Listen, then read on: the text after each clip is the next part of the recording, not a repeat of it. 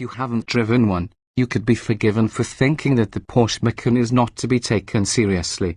It looks like the result of a 911 and a Cayenne that were fused together in a teleportation accident. It's frequently spotted emerging from underground parking structures in Tribeca, and, you know, it's a Ford or hatchback Porsche.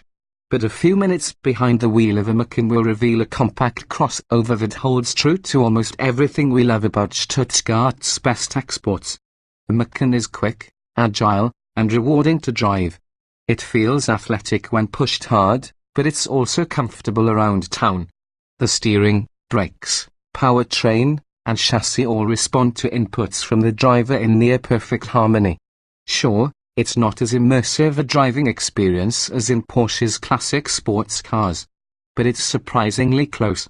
And, yes, it puts the compact in compact crossover. Don't think you're going to fit 2 kids and a dog in the back seat, but the Macan is still more than we ever dared to hope for from Porsche's foray into suburban environs. It's great enough, in fact, that we have previously presented it with one of our 10 Best Trucks and SUVs awards. Highs as quick as some Boxsters, curvy exterior, exceptional poise on the road. Lows low-rent interior, cramped rear seat, small cargo hold. Verdict drives brilliantly, better than we ever thought a compact crossover could.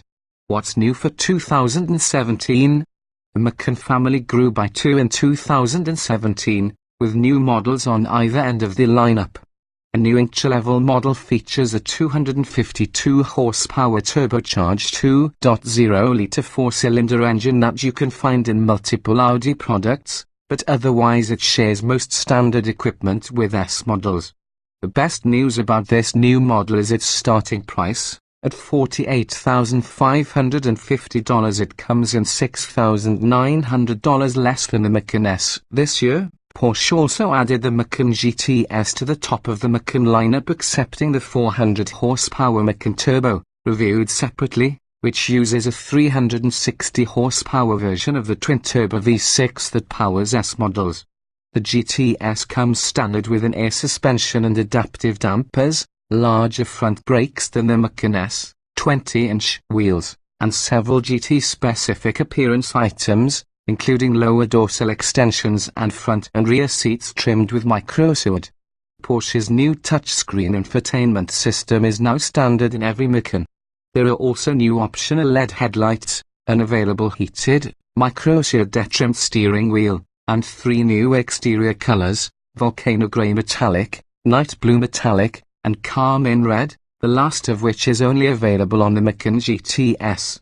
Trims and options we'd choose if it were our driveway. We'd pick the 340 horsepower twin-turbo V6 Macan S. It's quick, fun to drive, and at $55,450, it's the best balance of performance and value in the Macan lineup.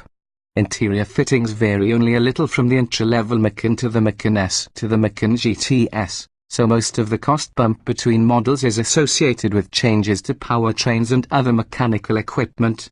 Standard features in the Macan S include all-wheel drive, Bixen and dynamic headlights with LED daytime running lights, 7.0-inch touchscreen infotainment display with 10-speaker audio system. It's easy to add thousands of dollars to the cost of your Porsche by ticking things such as colored instrument dials $700, a panoramic roof $1,670, and carbon fiber lower door trim pieces $1,390 off the options list.